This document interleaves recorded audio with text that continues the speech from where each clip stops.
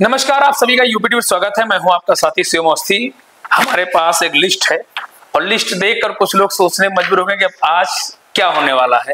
तो आज कुछ नहीं होगा। पहले तो हमने आपको दिखा दिया था कि बूथों पर हमने जिक्र किया था और बूथों पे बात चल रही है, क्योंकि बूथों का समीकरण बड़ा टेढ़ा होता है, तो खोज रहे हैं हम लोग। नेताओं का बूथ हमने आपको बता दिया है। अभी बहुत से लोगों का बूथों का विवरण देना बाकी है, लेकिन आज विधानसभा का विवरण लीजिए। विधानसभा का विवरण इसलिए कि इस बार जब चुनाव हो रहा था तो तमाम दूसरे दल के लोग बीजेपी के दल में शामिल हुए। मलाई काटने के लिए ही आए होंगे, क्योंकि सत्ता शासन बीजेपी है। जो लोग दावा करते थे, जब आए प्रेस कॉन्फ्रेंस हुई, बताया कि उनके पास कम से कम 40 से 50 हजार वोटर हैं। मतलब तमाम ऐसी बातें हो रही थी। लेकिन इस लोकसभा के चुनाव में जितने भी लोग दल बदल कर आए, उनका भी मामला नहीं चल पाया और सब यहाँ पर दलदल हो गया। तो सबसे पहले अगर शुरू करते हैं तो सदर शुरू करते हैं। सदर यानी बाराबंकी, इसलिए क्योंकि सदर में सांसद, पूर्व सांसद, जिला अध्यक्ष यानी भारतीय जनता पार्टी के तमाम कद्दावर नेता वहां पर रहते हैं। उनका गढ़ है, घर है। तो वहां की पोजीशन आपको शुरू करते हैं, बताते हैं। सबसे पहले आपको अतीत में ले चलते हैं 2019 में। 2019 की बात की जाए तो बीजेपी को सदर में जो सबसे ज्यादा वोट मिली थी 94,069, यानी ये बीजेपी को वोट मिली थी। कांग्रेस को वोट मिली थी यहाँ पर 39,297 और गठबंधन यानी समाजवादी पार्टी और बीएसपी मिलकर चुनाव लड़ रही थी, तो इसलिए समाजवादी पार्टी और बीएसपी को यानी गठबंधन को वोट जो मिला था वो 94,415, यानी जो हार जीत का आंकड़ा था बीजेपी और गठबंधन के बीच का 19 की बात मैं कर रहा हूं, उस समय 346 वोटों का था। यानी 346 वोटों से बीजेपी चुनाव हार गई थी सदर में, जो समाजवादी पार्टी का गढ़ भी माना जाता था। अगर बात की 2024 की, तो 2024 में बीजेपी को यहां पर मिले हैं 94,370 वोट और समाजवादी पार्टी और कांग्रेस का गठबंधन इस बार था, तो यहां पर समाजवादी पार्टी और कांग्रेस का जो गठबंधन हो उसमें वोट मिले हैं कांग्रेस और समाजवादी पार्टी को 1,57,696, यानी हार जीत का जो आंकड़ा है वो 63,326 वोटों का है। अगर पिछली हार का 346 और इधर अगर देख लिया जाए तो लगभग 63,672 वोटों का नुकसान हुआ इस बार सदर से। जैतपुर के बारे में कहा जाता है कि जैतपुर जो है समाजवादी पार्टी का गढ़ है। जैतपुर में बीजेपी हमेशा जो है पीछे रहती है, लेकिन किसी को भूलना नहीं चाहिए कि 2017 में भूपेंद्र सिंह रावत यहां से जो है विधायक बने। 2019 में सांसदी के जब चुनाव लड़े तो वो यहां से 11,000 से अधिक मतों से चुनाव भी जीते। तो फटाफट आपको 2019 में लिए चलते हैं। आंकड़े आप लोगों के पास होंगे, लेकिन बहुत से लोग ऐसे जिनके पास ये आंकड़े शायद ना हो, इसलिए मैं आंकड़ा आज बता रहा हूं। 2019 में जैतपुर विधानसभा में बीजेपी को 1,12,409 वोट मिले थे। कांग्रेस के तनुज पुनिया को 29,594, सपा और बीएसपी यानी मिलकर चुनाव लड़े थे, तब इनको 1,07,20 वोट मिले थे। सपा और बीएसपी को 1,07,20 वोट मिले थे जैतपुर में। और जो हार जीत का आंकड़ा अगर बात की गठबंधन की, तो 11,689 वोटों से बीजेपी चुनाव जीती थी जैतपुर में। अगर 2024 की बात की तो जैतपुर में बीजेपी को 1,03,445 और गठबंधन यानी कांग्रेस और समाजवादी पार्टी को 1,62,578 वोट मिले थे। यानी अगर बात कर ली जाए हार जीत के आंकड़े को, तो 59,133 वोटों से इस बार बीजेपी को चुनाव में हार मिली है।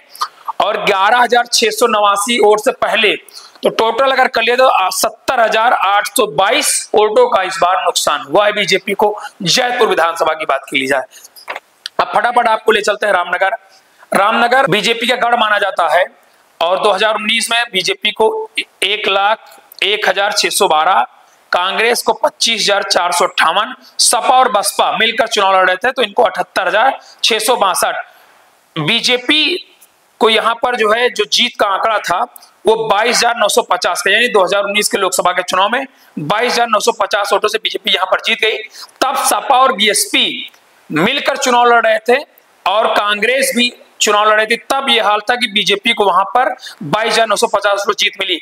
अगर रामनगर में अगर 2024 5 साल बाद आ जाए तो बीजेपी को यहां पर 95,999 और कांग्रेस और सपा को यहां पर जो वोट मिला है वो 1,26,047, यानी जो हार जीत का आंकड़ा है वो 30,048 वोटों का है और अगर पिछले आंकड़े को भी जोड़ दिया जाए, जो जीत का आंकड़ा था 22,950 का, तो बीजेपी को इस बार 52,998 वोटों का नुकसान हुआ है रामनगर में। अब चलते हैं आपको कुर्सी। सबकी नजर कुर्सी में थी। लोग कहते थे चुनाव से पहले जो कुर्सी जीतेगा वही बाराबंकी कुर्सी पर बैठेगा सांसद की। कुर्सी में 2019 में बीजेपी को 1,18,139, कांग्रेस को 40,994 और समाजवादी पार्टी और बीएसपी को 87,633 वोट। उस समय जब समाजवादी पार्टी और बीएसपी का गठबंधन भी था 2019 में, तब बीजेपी 30,506 वोटों से जीती थी। अगर 2024 में आ जाएं तो यहां पर बीजेपी को मिले 1,11,216 और कांग्रेस को जो वोट मिला है, कांग्रेस और सपा को 1,58,850, यानी जो हार जीत का आंकड़ा है 47,634 वोटों का 47,634 वोटों से यहां पर बीजेपी इस बार हारी है। और अगर पिछले वोटों को भी जोड़ लिया जाए 30,506 हैं, तो इस बार 78,140 वोटों का नुकसान बीजेपी को कुर्सी में हुआ है। अब आते हैं हैदरगढ़। ये हैदरगढ़ हमेशा बाराबंकी के चुनाव में हमेशा अंत तक सुर्खियों में था। 4 जून के पहले तक भी सुर्खियों में था ये विधानसभा, क्योंकि लोग कहते हैं कि हैदरगढ़ से बीजेपी तकरीबन ठीक ठाक वोटों से बढ़त बनाएगी, हैदरगढ़ से बढ़त बनाएगी, रामनगर से बढ़त बनाएगी, तब जाके बीजेपी उन 3 विधानसभा को कवर कर लेगी। हैदरगढ़ भाजपा का गढ़ माना जाता है। हैदरगढ़ अगर 2019 की बात करिए तो बीजेपी को यहाँ पर 1,09,365, कांग्रेस को 24,002 और समाजवादी पार्टी और बीएसपी यानी गठबंधन को 64,164 वोट मिले थे। यानी उस समय बीएसपी से गठबंधन था, कांग्रेस ने कहा कि हम अकेले चुनाव लड़ेंगे, तब हैदरगढ़ से बीजेपी 45,211 वोटों से चुनाव जीती थी। अब आ जाइए 24 में, बीजेपी को यहां पर 98,422 वोट मिले हैं और कांग्रेस और सपा को 1,13,357, यानी जो हार का आंकड़ा है वो तकरीबन 14,935 का है। लेकिन एक बात भूलने वाली नहीं होगी कि जब कोठी मंडल त्रिवेदीगंज मंडल खुला हुआ था, जब वोटिंग हो रही थी, तब हैदरगढ़ में जो हार का आंकड़ा था वो तकरीबन 22,000 का था। ये तो आप शुक्र मनाइए कि जब हैदरगढ़ मंडल खुला और सुबेहा मंडल की जब वोट काउंटिंग शुरू हुई, तकरीबन 4,000 से अधिक मतों सुबेहा मंडल जीता गया और लगभग 2,000 के आसपास हैदरगढ़ मंडल को बीजेपी ने जीता। तब ये जाकर कहीं ना कहीं आंकड़ा कम हुआ और ये हार का आंकड़ा 14,935 पर पहुंचा। तो ये बात हो गई विधानसभा के विधानसभा में किसको कितने मत 19 में और 24 में प्राप्त हुए। थोड़ा सा आगे पीछे हो सकता है, लेकिन मेरे हिसाब से जो मैंने बताया पूरा एग्जिट है, पूरा एकदम क्लियर है, इतने मत मिले। अब बात थोड़ा संगठन पे कर लेते हैं। ये चुनाव इस चुनाव में बीजेपी को इतनी बुरी हार क्यों मिली। अगर बात कर लीजिए हैदरगढ़ विधानसभा की, तो हैदरगढ़ विधानसभा में बसपा के एक बहुत बड़े नेता भी शामिल हुए थे, लेकिन क्या रिजल्ट आपको दिखा? वही कि ढाक के 3 पात। आप सोचिए कि जिनके पास ये कहा जाता था कि तकरीबन ठीक ठाक संख्या में वोट होते थे, लेकिन अगर देख लीजिए कि अपना गढ़ ही नहीं बचा पाए लोग। अगर बात कर ली जाए जैतपुर विधानसभा की, तो वहां से भी विधानसभा का चुनाव लड़ चुके वो लोग भी बीजेपी में शामिल हुए कि इस बार वो बीजेपी का किला फतेह कराएंगे, लेकिन क्या हुआ? स्थिति वही ढाक के 3 की पात बनी रही, हार जीत का अंतर ही बढ़ गया। आप ये सोचिए, मतलब जो लोग कहते थे कि उनके भाजपा में शामिल होने से वोटों की संख्या यानी 40-40, 50-50 हजार वोट उनके अंडर में है, लेकिन जब स्थिति क्लियर हुई तो जनता ने सिरे से नकार दिया और स्थिति साफ हो गई किसके पास कितना वोट बैंक मजबूत था। ये तो 4 जून के बाद पता चल गया, तमाम लोग शामिल हुए। एक बात और रोचक रही इस बार चुनाव में, क्योंकि बहुत से लोग ये सोचकर बीजेपी में शामिल हुए क्योंकि राजरानी रावत जिला पंचायत अध्यक्ष थी और राजरानी रावत जिला पंचायत अध्यक्ष थी। अगर वो सांसद बनती तो कहीं ना कहीं जिला पंचायत अध्यक्ष की कुर्सी खाली हो जाती। और आपको बता दूं, कहीं ना कहीं जो लोग कुछ लोग शामिल हुए उनको ये भी लालच था कि शायद बीजेपी उनको टिकट दे दे और जिला पंचायत अध्यक्ष वो बन जाएं। लेकिन स्थिति क्या हुई कि जमीन पर मेहनत न करके संगठन का भी दोष है, क्योंकि हम लोग ग्राउंड पर रिपोर्टिंग कर रहे थे।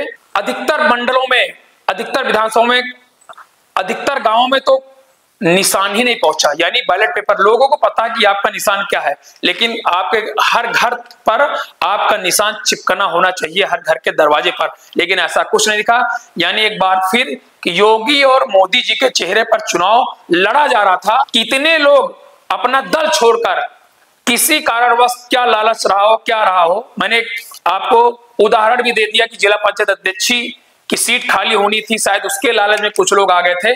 अब तो क्या हुआ कि बीजेपी यहां से चुनाव हार गई। अब तो जिला पंचायत अध्यक्ष जिसको रहना वही रहेगा। लेकिन अगर जो लोग लालच बस भी आए या किसी कारण भी बीजेपी में आए, लेकिन वो लोग अपना बूथ और अधिकतर अपना बूथ अपनी विधानसभा नहीं जिता पाए। अधिकतर लोग ऐसे, अगर बात करें जो लोग प्रत्याशी थी पहले चुनाव में टिकट मांग रहे थे सांसदी का, वो लोग अधिकतर अपना बूथ हारे। तो कहीं ना कहीं संगठन को ये सोचने की जरूरत है, क्योंकि 2027 का जो विधानसभा का चुनाव है, अगर यही रवैया रहा तो बाराबंकी में फिर से 2024 वाला इतिहास दोहराया जा सकता है।